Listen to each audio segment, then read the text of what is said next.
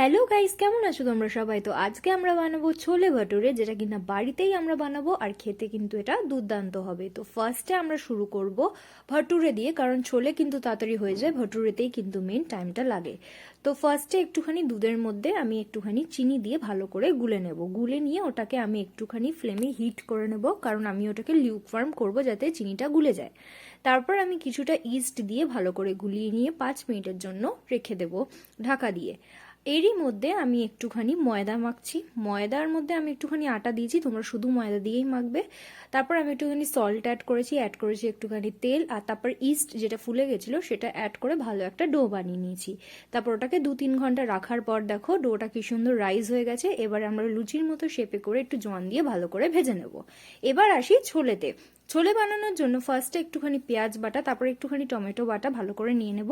আর আমি এখানে একটু পেঁয়াজ কুচিও নিয়েছি।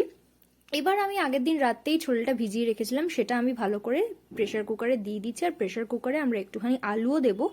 আলুটা তিনটে সিটি মারা অবধি কিন্তু গলেই যাবে, কিন্তু এই আলুটাতেই হচ্ছে রিচনেসটা বাড়ে। তারপরে আমি ওর মধ্যে একটুখানি নুন দেবো। তারপর আমরা 3টে সিটি দেওয়ার জন্য এটাকে বসিয়ে দেবো। তারপর আমরা কড়াইয়ের মধ্যে একটুখানি তেলের মধ্যে এই যা স্পাইসেস দেখতে পাচ্ছ এগুলো অ্যাড করব তেজপাতার সাথে। তারপরে এর মধ্যে অ্যাড করব একটুখানি কোচানো চিনি, এই কোচানো পেঁয়াজটা একটুখানি নরম হয়ে গেলে নেড়ে চেড়ে আমরা যে পেঁয়াজ বাটা, আদা রসুন বাটা, টমেটো বাটা, লঙ্কা বাটা এগুলো দিয়েছিলাম সেগুলো ভালো করে অ্যাড করে দেবো। আর টমেটো পিউরিটাও অ্যাড করে দেবো। এবার এটাকে ভালো করে আমরা নাড়িয়ে চাড়িয়ে নেব, কারণ টমেটোর যে কাঁচা ভাবটা সেটা আমাদেরকে তাড়াতে হবে।